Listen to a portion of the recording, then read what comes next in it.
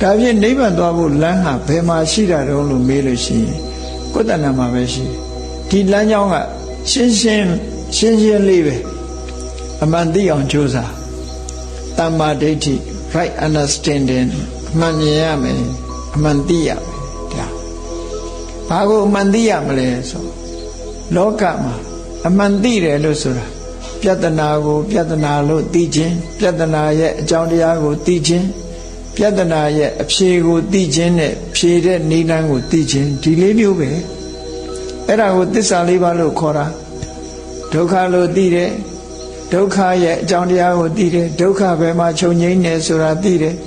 ချုပ်ငြိမ်းဖို့လမ်းကြောင်းကိုသိတယ်ဆိုအဲ့ဒီအမှန်သိမှုကိုရအောင်ကြိုးစားအထောက်ခြင်းတမ္မာဒိဋ္ဌိပဲအဲ့ဒီလိုအမှန်သိဖို့အတွက်ဘာလို့လဲဆိုရင်မှန်ကန်စွာတွေးတောဆင်ခြင်မှုအလိုအပ်တယ်ဒါကြောင့်မို့တမ္မာဒိဋ္ဌိတမ္မာသင်္ကပ္ပအမှန်တွေးနိုင်ရမယ်အမှန်စဉ်းစားပြီးတဲ့အခါကျတော့လူတွေကစဉ်းစားပြီးမှစကားပြောတာဖြစ်သောကြောင့်တမ္မာသင်္ကပ္ပပြီးတဲ့အခါမှာတမ္မာဝါစာတဲ့မှန်ကန်တဲ့စကားကိုပြောတယ်ဆိုတာလိမ်မပြောဘူးအမှန်ကိုပြောတယ်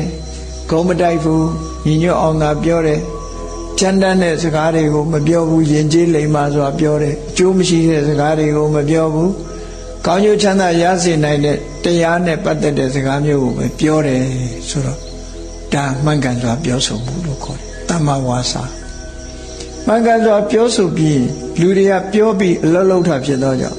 တမ္မာကမ္မတာတဲ့မှန်ကန်တဲ့အလုပ်မှန်ကန်တဲ့လုပ်ရဆိုဒီမှာသူများအသက်ကိုမတတ်ဘူးရှောင်ရမယ်သူများဥစ္စာကိုမယူဘူးရှောင်ရမယ်သူတော်ဘာသားမယားကိုမပြစ်မှားဘူးရှောင်ရမယ်ဟောတာမှန်ကန်တဲ့လုပ်ရကြည့်တခုပဲအဲ့ဒီရှောင်ကျင်ခြင်းဒီပင်လည်းအလုပ်ပဲဒီမှာနော်ရှောင်ကျင်တာဟာအလုပ်တစ်ခုပဲအဲ့ဒီလိုမှန်ကန်စွာပြောဆိုခြင်းမှန်ကန်စွာပြုလုပ်ခြင်းဆိုတဲ့ကိုယ်ချင်းတရားတွေနဲ့အသက်မွေးတာကြတော့တမ္မာအာဇီဝလို့ခေါ်ဟော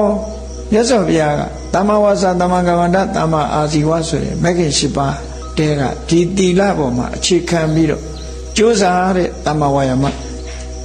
ဘာတွေကြိုးစားရမှာတော့ဆိုရင်မိမိစိတ်ထဲမှာမကောင်းတဲ့စိတ်ယုံမာတွေမဖြစ်အောင်ဆုတ်ပိတ်ထားဒါနံပါတ်1ကြိုးစားခြင်းမနိုင်လို့ပေါက်ထွက်လာပြီဆိုရင်ဖယ်ရှားပြစ်ဟောဒီလိုဆိုလို့တာစိတ်မဆိုးအောင်တတိထားဆိုးလာမိရင်လည်းဖယ်ရှား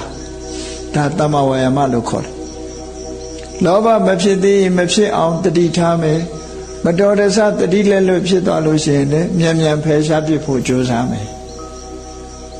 ကိုယ်တဏ္ဍာမှာမဖြစ်ဘူးသေးတဲ့ကုသိုလ်တွေဖြစ်လာအောင်လုပ်တယ်ဖြစ်လာပြီးလို့ရှိရင်လည်းတိုးပွားလာအောင်လုပ်တယ်ဆိုပါစို့တနေ့တစ်ခါမှမေတ္တာမပို့ဘူးဆိုလို့ရှိရင်မေတ္တာစပြီးတော့ပို့တယ်ဒါဖြစ်အောင်ကြိုးစားတယ်အဲ့ဒီတနေ့တစ်ခါကနေပြီးတော့2ခါဖြစ်အောင်လုပ်မယ်3ခါဖြစ်အောင်လုပ်မယ်10ခါဖြစ်အောင်လုပ်မယ်အခါ100ဖြစ်အောင်လုပ်လာမယ်တိုးပွားအောင်လုပ်တယ်ဒီလိုဆိုလိုတာနော်ကုသိုလ်ကောင်းမှုတွေဟာတိုးပြီးတော့လုပ်လာတာအဲ့ဒါလို့အကုသိုလ်နဲ့ပတ်သက်ပြီးတော့ဆုတ်ပိတ်ခြင်းဖယ်ရှားခြင်းကုသိုလ်နဲ့ပတ်သက်ပြီးတော့မဖြစ်သေးရင်ဖြစ်အောင်လုပ်ခြင်းနဲ့ဖြစ်လာလို့ရှိရင်တိုးပွားလာအောင်ကြိုးစားခြင်းဆိုတဲ့ဒီကြိုးပမ်းမှု4ရပ်ကိုတမ္မာဝါယာမလို့ခေါ်တယ်အဲ့ဒါဟာလည်းပဲအာယုစိုက်ပြီးတော့ကြိုးပမ်းရမယ်ဒီလိုကြိုးပမ်းပြီဆိုလို့ရှိရင်တဲ့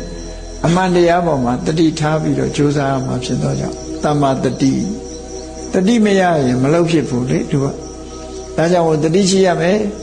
အဲ့ဒါလို့ကြိုးစားတဲ့အခါမှာစိတ်တည်ငြိမ်မှုဆိုတာအရေးပါတယ်တမ္မာသမာဓိလို့ဟောမဂ္ဂင်၈ပါးဆိုတာအဲ့ဒါကိုမဂ္ဂင်၈ပါးနဲ့